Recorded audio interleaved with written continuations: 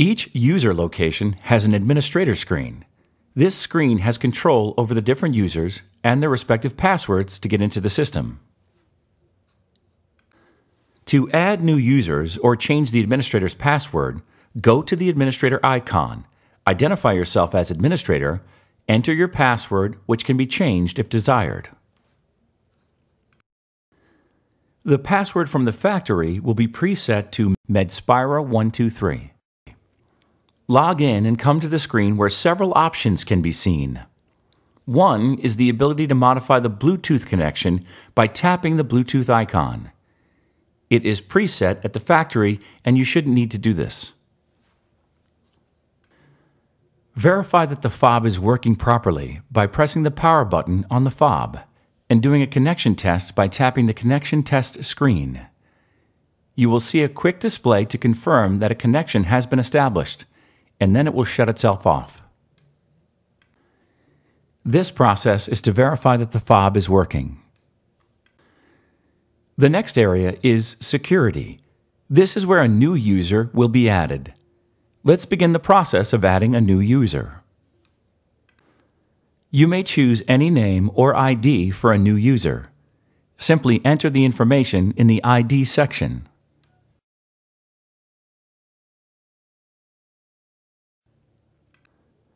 Each user will have their own password.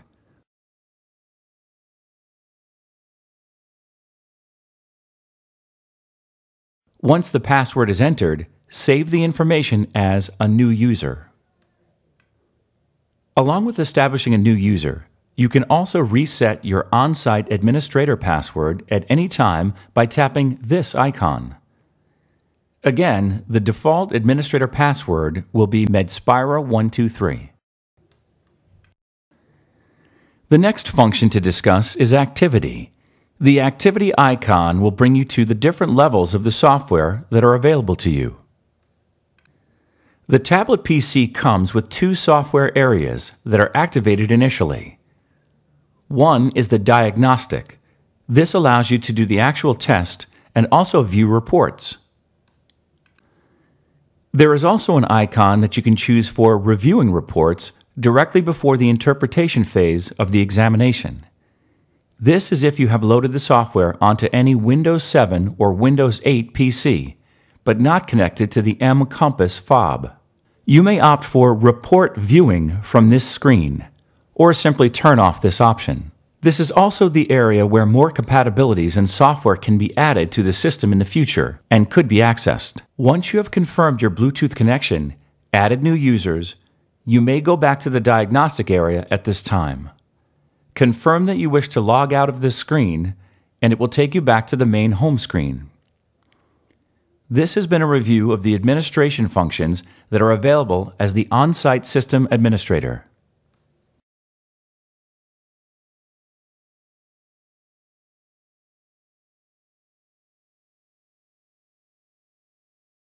Let's begin the diagnostic manometry testing of the system. You enter it by clicking the icon on the main screen.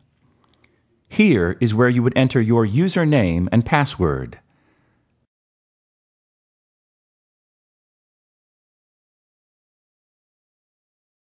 After tapping Login, it will bring you to the Patient Data screen. Instructions to this screen are located at the top as shown here. The only field that is required is the Patient ID field. The rest is optional, but most clinics would be entering this information. The date is automatically entered. If for any reason you need to enter a different date, you may do so manually. The Patient ID field is then entered. You may use any combination of letters or numbers in keeping with your particular clinic's standards.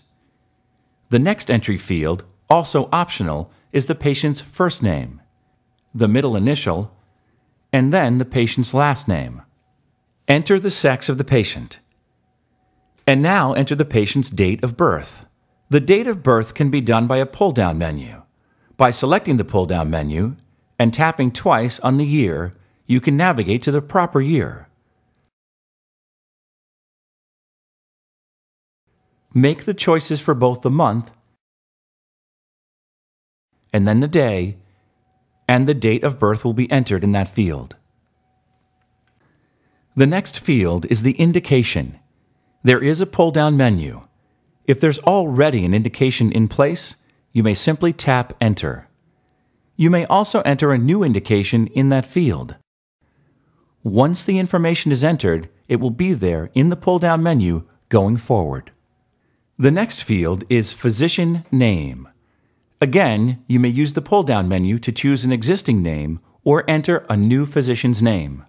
The next field is the Referring Physician. And finally is the Test Operator. This is the clinician that is actually performing the test. Again, the only required field is the Patient ID field. The rest is optional. Once you've completed that section, tap the Next arrow in the lower right corner of the screen. This will bring you to the setup screen for the mcompass manometer, which is referred to as a fob. It's the handheld manometer that is used in conjunction with the disposable catheter. It is wireless, so there are no direct connections to the tablet PC. Follow the instructions at the top of the screen to activate and test the fob. The first step is to turn on the Power On button on the fob. The fob will go through its own self-diagnostic check. You'll see a series of lights turning on and off. Once that check is completed, you will see that the On button will be green, the Battery button will be green, and the Bluetooth symbol will be flashing a blue LED. At that point, tap the Connect Bluetooth button to the left of the image of the fob. The Bluetooth light will stop flashing, which indicates that it is now connected and that you have paired the system together to run. Now tap Next to take you to the screen to begin setup of the disposable catheter and connect it to the handheld manometer or fob. There are two connections that need to be made. The first is the white universal anal canal connector that has 4 ports. These are pneumatic connectors and they are keyed and can only be inserted in alignment with the arrows on the disposable catheter, which is aligned with the arrow on the top of the fob. Assuring proper alignment and connection assures that the orientation of the measurement balloons is always the same. The connection, when firmly and properly seated, will create a pneumatic seal. The next connection is the 3-inch long extension tube. One end of the tube connects to the 4-way stopcock that's part of the catheter. The other end is connected to the single lure connector, located on the front of the fob next to the anal canal measurement balloon port. Once you have made both connections, tap the Fob Connected button and verify that the connections are correct and properly sealed. As you follow the instructions at the top of the screen, you will see that it says to turn the lever on the fob to position 2. There is a gray lever on the side of the fob. During setup and use, this lever will have 3 positions. Position 1 is in the down position. Position 2, as shown in this screen, is in the up position. And position 3 is forward, facing the catheter position. The instructions will indicate that it is now time to prime the system. You will need to turn the lever to position 2 as indicated. The software will automatically indicate that you have done so. Now you need to prime the system with 3 cc's of air. As the graphic indicates, you should utilize the provided 5mm syringe loaded with 3 cc's of air. Connect it to the top of the priming port, which is located under the cover on the top of the fob. You will then press 3 cc's of air into the fob and then into the catheter. You will notice that the 4 channels of the measurement balloons on the catheter on the distal end will inflate and become firm. The syringe, while holding the plunger down, is removed from the fob. As the instructions indicate, you then now move the lever to position 3, and now you are ready to do a complete test. It is important to note that the 4 anal canal balloons won't necessarily be as firm as when they were first injected with the 3 cc's of air because they equalize when the syringe is removed, but they will have air pressure in them. By clicking the next arrow in the lower right corner, you will be taken to the prime screen to confirm that the priming process has been done properly. The 4 balloons have air pressure in them, they are inflated slightly, and you can confirm by tapping the prime button. The next screen describes the proper insertion of the catheter into the patient. There is an illustration at the bottom of the screen depicting the letter P as it appears on the posterior side of the catheter. It is now important to lightly press on each of the 4 anal canal balloons on the distal end of the catheter to verify that they have air pressure and are inflated. There are 4 anal canal measurement balloons. There's one located on the posterior side, one on the anterior side, one on the left, and one on the right. Each one of these represents an independent channel and takes their own measurement. The graphic on the screen indicates that the orientation requires that the P be oriented facing the spine. The A should be oriented forward on the patient, and the left and right will be corresponding to the patient's left and right arms. The instructions remind you to lubricate the distal end of the catheter device and instruct the patient to relax. Utilize a standard lubricant to the distal end, the rectal balloon, and the 4 anal canal balloons. The catheter features a soft, flexible tip, but has enough strength and firmness to be inserted without the use of your finger. Gently insert the catheter through the sphincter to the point where you would be located to the 0 location on the catheter. As the graphic shows, there are indicator lines on the catheter. They start at 0, then go to 1, 2, 3, 4, and 5. With a typical patient, the 4 anal canal balloons should be just inside the anal verge at catheter position 0. Anal canals range between 20 millimeters and 45 millimeters in length. At this time, if you also choose to measure rectal pressures, which is also part of the mcompass system, you will need to prime the rectal balloon. This is done by taking the provided 60 cc syringe, filling to the 60 cc mark, and connecting it to the open port on the 4-way stopcock. Then turn the stopcock knob so that it's now open to all 3 channels. Prime the rectal balloon with the 10 cc's of air. At that time, once you're holding it with the 10 cc's of air, turn the stopcock so that it's now just communicating between the fob and the rectal balloon. 10 cc's of air are needed because this is an air-charged manometry catheter, and the air is used to transfer the pressure levels back to the pressure sensors in the portable manometer. Without having any air in the system, you would not be able to take a rectal pressure. During the implementation of the device, you will be inflating and deflating the rectal balloon. You must always maintain 10 cc's of air in that rectal balloon to maintain the ability to take pressure. Once you have connected the rectal balloon and it's inflated, tapping the next arrow in the lower right corner of the screen will take you to the testing area.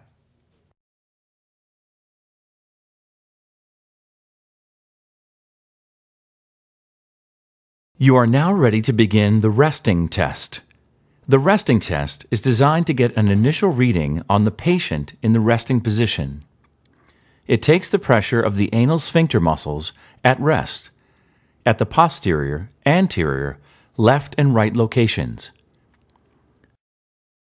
The graphic displays the posterior, the left, the anterior, and the right. The graphic shows the individual balloon's position as they relate to the patient. Step-by-step directions are located at the top of the screen. Begin the resting test by telling the patient to relax, and you need to enter the catheter position and tap Run and pause. The catheter position is located down on the bottom of the screen.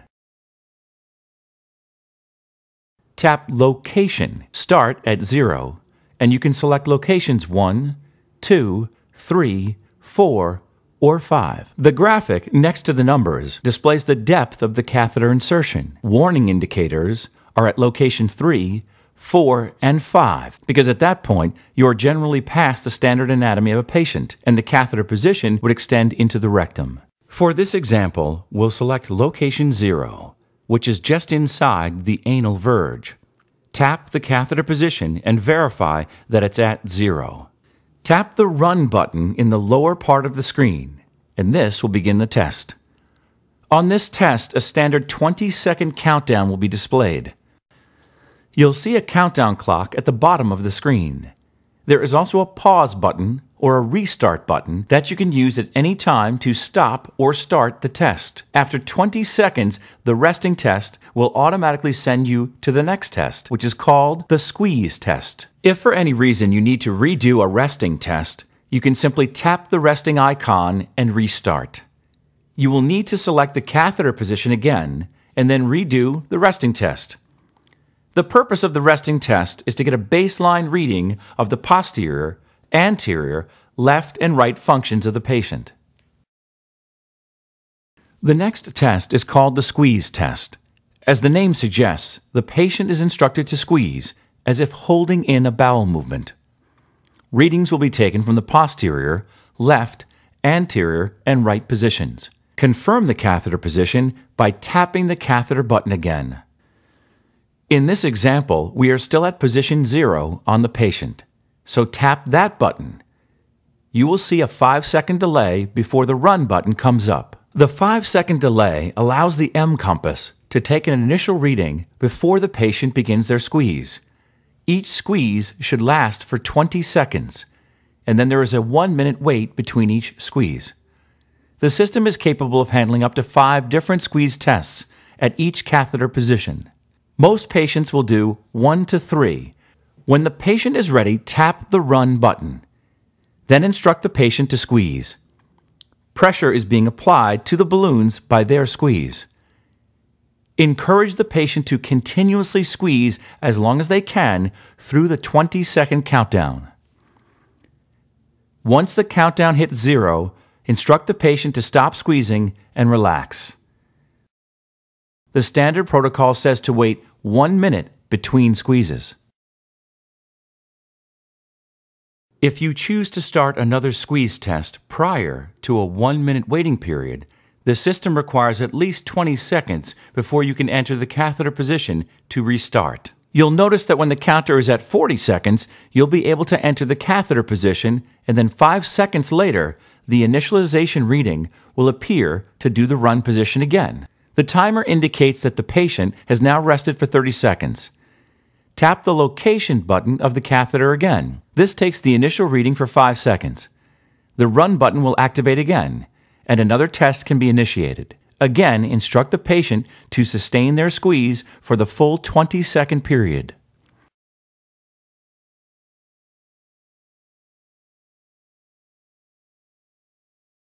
It's important to note that if something occurs during the squeeze test, such as the patient coughs, this may be entered in notations and will be attached to that test.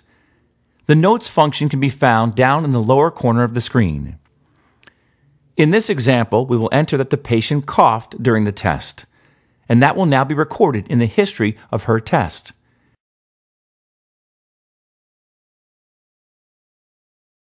Tap OK to confirm. Notes can be added to any of the 6 tests at any time to assist in remembering specifics about each test conducted. A third test is conducted in the same manner. The catheter position is entered, confirming that you are still in position 0. A 5-second initialization will occur. Then tap the Run Test button. Again, instruct the patient to squeeze and hold it for the full 20 seconds. As they squeeze, measurements of the anal canal pressures are taken in 4 locations. After the 20 seconds is completed, instruct the patient to relax and rest. You can perform as many as 5 of these tests. Most clinicians do 1 to 3. When completed, tap the Next Test button and you will proceed to the next test, called the Expel Empty test. This test entails instructing the patient to simulate trying to expel a bowel movement. It's described as an Expel Empty test as it is done with an empty rectal balloon. The balloon is already primed with 10 cc's of air. That is considered the empty position. The test is started by first verifying that you are in the catheter position. If you haven't relocated the patient, it will still be at position 0. Enter the catheter position number. It will then take the 5-second initialization reading and confirm that the system is ready. Then simply tap the Run button. As the patient expels, you will be getting anal canal measurements as well as rectal pressures. It is also a 20-second test, and when completed, it will automatically go to the Expel Full test. The Expel Full test asks the patient to simulate expelling a bowel movement with a full rectal balloon. The industry standard is a volume of 50 cc's of air.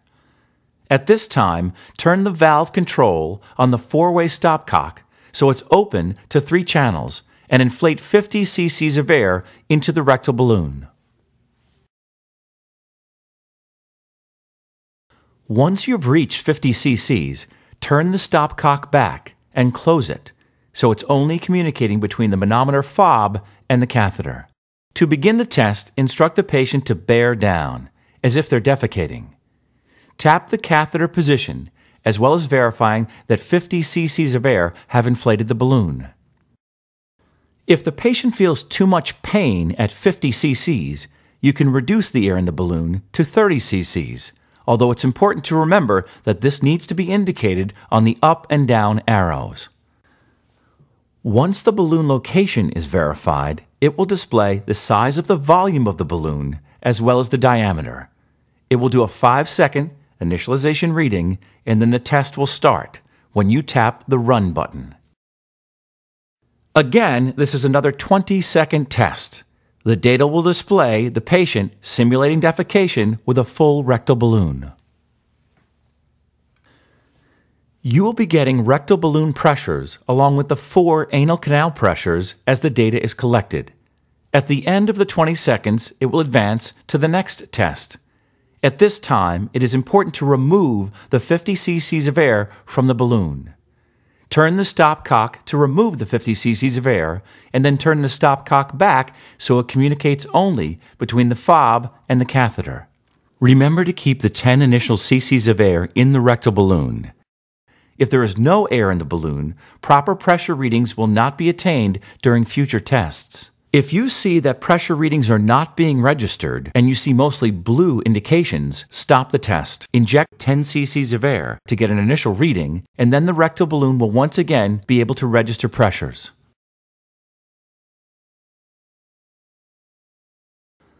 The next test that's standard in the protocol is called the sensation test.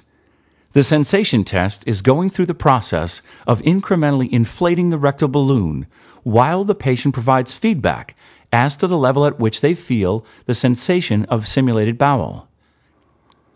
It starts out with sensation, which is when they feel a level of bowel. Then as the balloon inflates, it monitors desire to defecate. Then it moves to urgency, which is when the patient feels an urgent need to defecate. The last measurement is when the patient is experiencing pain. All 4 of these are used to generate a rectal compliance curve at the end of the study. It uses the previous test location. In our earlier example test, we used location 0, so it will automatically be located in this position. You will see that the Run indicator is already on. You will also notice that up on the right side of the screen, the balloon inflation level can be seen. This is to monitor the inflation amount during the test, as the patient indicates the level of either sensation, desire, urgency, or pain. The test is started by tapping the Run button. As the test begins, the balloon is inflated with the 60 cc syringe by turning the stopcock. And as pressure increases, the balloon size is expanding. When the patient first notices a sensation, tap the sensation icon on the screen and enter the level of inflation. In this example, it would be at the 30 cc level. You will notice that the cc volume has put up 30 cc's, and also at this location, you will notice the size of the balloon is indicated. Now inflate the balloon until the patient gives you the sensation of desire. Now the balloon has increased inflation. The patient will state that they have the desire to defecate. Tap the desire icon and enter the inflation level, in this case 50 cc's.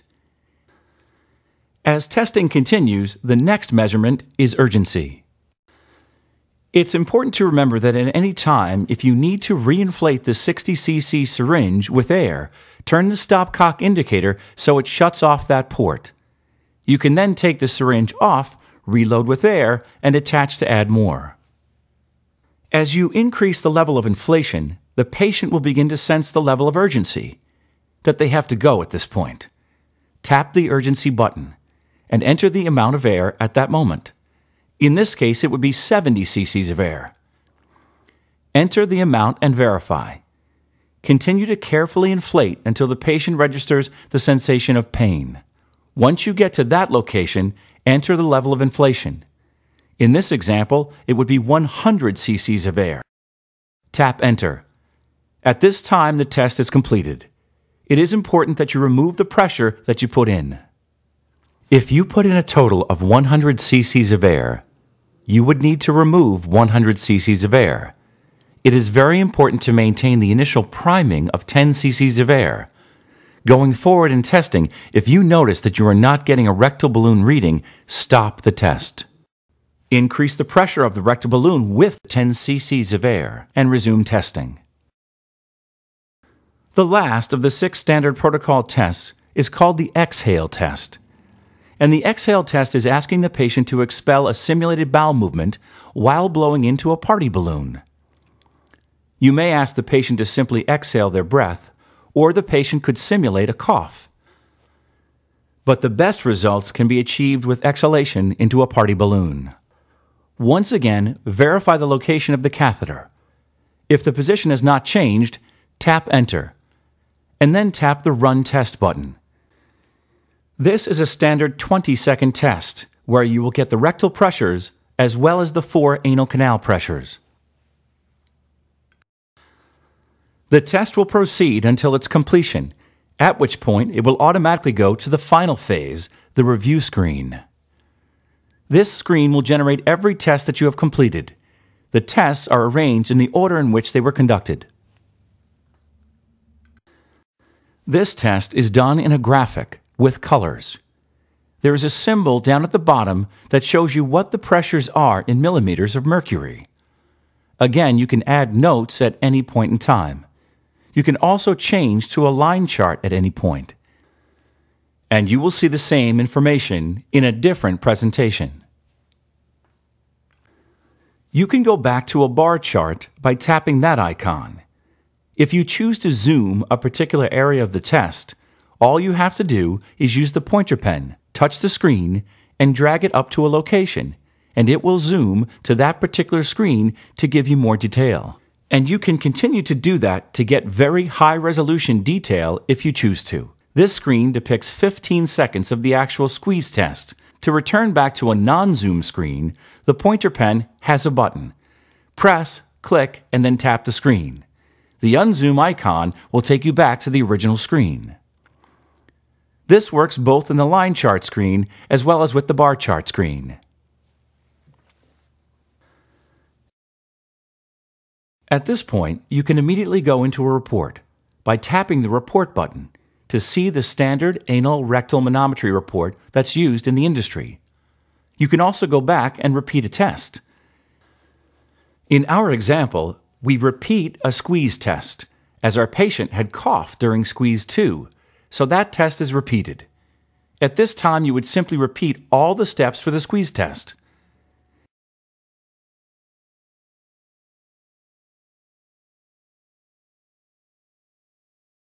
In this case, it will be labeled at squeeze 4, and when the 20 seconds is done, it will automatically go to the next test. When the test is complete, tap the Next Test button. In our example, this was the only test repeated. When you tap the review screen, it reveals that the squeeze test has been added, now located chronologically at the far right side of the screen. And in this case, since the patient coughed during the second squeeze test, you would not want to include that information in the calculations. So you may uncheck that particular squeeze test by tapping the check box on top of it. Confirm that the test is unchecked when it goes from light gray to dark gray in this area. And now the system will use squeeze 1, squeeze 3, and squeeze 4 to do the calculations in the squeeze portion of the test. If you did choose to use squeeze 2 in the testing, simply recheck the box and it will be included. So in our example, squeeze 1, 2, 3, and 4 will be used in the calculation. If you don't wish to use the test, you may remove it from the calculation. This can be done with any of the tests. You can uncheck and recheck and redo any test at any time by going back and by tapping any one of the icons along the side and redo a test. And once you've redone all the testing, tap the review screen, and then the data will be there again, now updated. Now you can call up the report screen, which will generate the standard anal rectal manometry report that's used in the industry. It starts off with a summary page, which gives the patient's name, the patient ID, the gender, their date of birth, the physician, the clinician that's doing the test, the referring physician, and the examination date. It also gives you a summary of each of the 6 tests that you have just completed. In this case, you see the resting test, which shows the anal mean and the anal max during the test. You would expect those to be low because the patient isn't squeezing at that point. The next test is squeeze test. It is again showing anal mean and anal max pressure received, and the squeeze duration average that the patient did during the test. You have the expel empty test, which is the rectal pressure, and that's showing the gradient in millimeters, and it has the anal canal pressure and the anal canal rectal gradient in millimeters of mercury, which is the difference between the two numbers. And then you have the expel full, which is the rectal pressure, the anal pressure, and then the anal rectal gradient. And then you have the sensation test, which gives you the rectal capacity, which in this case, the patient felt pain at 100 cc's, so it indicates 100. You also have the rare calculation. In this case, it was absent. And then you have the rectal balloon volume at rare, and last you have the exhale anal mean and anal max. You also have a pull-down menu on the side of the screen, where you can move down to see multiple pages. Next on the screen is the rectal compliance curve. At this point in the sensation test, you're registering sensation, desire, urgency, and pain. It also shows indications down on the screen at this location, and it also adds notes. If you were to forward this report for interpretation, or if you added interpretation, there would be an interpretation screen where those comments would be added to this particular screen. Continuing down, you will see the summary page. Then the next pages are showing the raw data. You will see the actual resting test, along with the curve that goes along with that. You will see both the bar and the line chart. You have each individual squeeze test, which are being displayed, along with the bar and the line chart. And then you will see a series of pages that will show all the data. The resting test, both the catheter depth location, the posterior max, the left max, the anterior max reading, the right max reading, the posterior mean, the left mean, the anterior mean, and the right mean, and then the average between the two of them. And it does this for all the tests conducted. This has more detail than on a summary page, so you get each individual quadrant of the test in numbers as it goes through the test, in addition to being able to see it graphically on the other pages that precede that. At this time, the file is automatically saved. But if you choose to save it in a different name format, you can tap Save File. It will then come up with your Documents directory, and as you notice, it preloads it with the patient's name, ID, the date of the test, and then you can save the report. You can also print the report from this screen.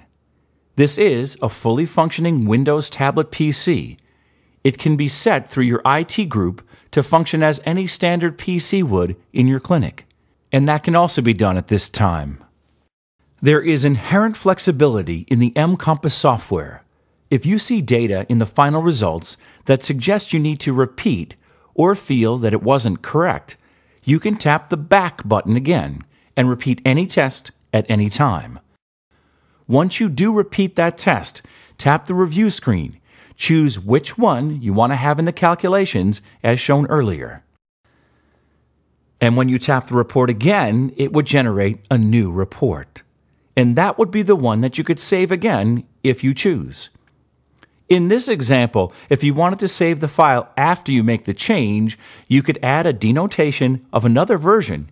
Save that version as well. This is an overview of the full rectal manometry test. When you've completed your testing, tap the Log Out button. It will verify that you want to log out and return you to the opening screen. Now we will review the report section. The View Report is a section that can be done by anyone who has password authority. It can be done by the administrator or users, or it can be done for the interpretation of a report that may have been emailed and encrypted to you. You will need to have authority to use this. Enter your password and log in. It will bring you up to the View Report. The reports are put in chronological order, the most recent at the top, and older reports would be at the bottom. You can scroll down to review the full list. The reports that you're seeing in this Select Report menu are the reports that are resident on the memory storage of the tablet PC. If you choose to see a test, like the one we've been working with in our previous examples, we'll identify that one by highlighting it and then hit View Report. At that time, you're going to get the report that contains all the information available, the full review screen, and the final report. You're not able to change the data at this time, but you are able to add interpretation notes if you choose to do so. You can zoom in if you want to zoom a particular area, just like you did when you were doing the original test. The interpreter can also zoom in to see the same level of detail. They can also change to a bar chart if they desire, in addition to zooming in. They can also see the PDF version of the final report. Again, they will not be able to change any of the raw data or the calculations when doing a review of the screen.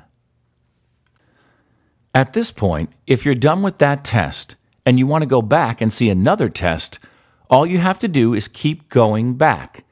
And now you'll be back into the Select Report and ready to choose any other report that you'd like to review.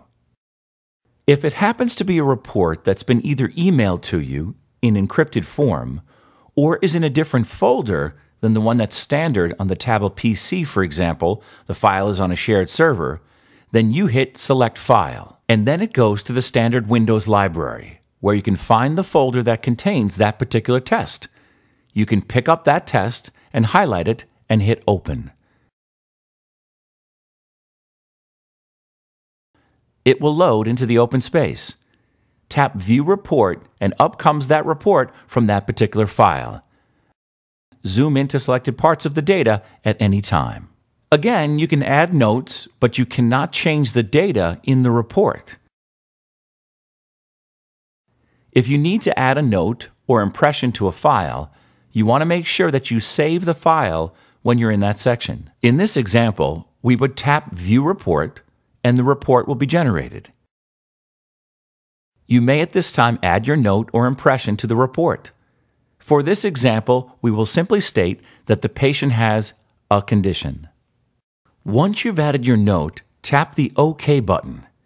Now when you view the report, you'll see that your notes will appear at the bottom of the screen in the Notes section. If you choose to save that file, use an appropriate naming for the file, such as with the individual's name who's added the comments. Now it's a completely separate file with the new interpretation notes on the bottom. You can always tap back and go back to that file management screen at any time. This is also the way you can save specific files from your tablet PC. If you were to back up files to a server, you can select the files and identify them. You can also move or copy files using the standard Windows function. If you log out of the system, you will see that you will go into the standard Windows screen and be able to utilize all the standard functions that are included in the Windows 7 or Windows 8 system. If you have Microsoft Office loaded, you would be able to load those files as well. Again, it's a fully functioning tablet PC that has wireless interconnectivity. The tablet PC has an optional docking station, so you can connect it through hardwire and use a separate keyboard and mouse if you choose to do that versus the pointer pen. It also has built-in resident memory that can be utilized in the system. It has Bluetooth to communicate with our wireless manometer fob, and it also has Wi-Fi, so if you happen to be at a remote location, you can connect to the internet via Wi-Fi.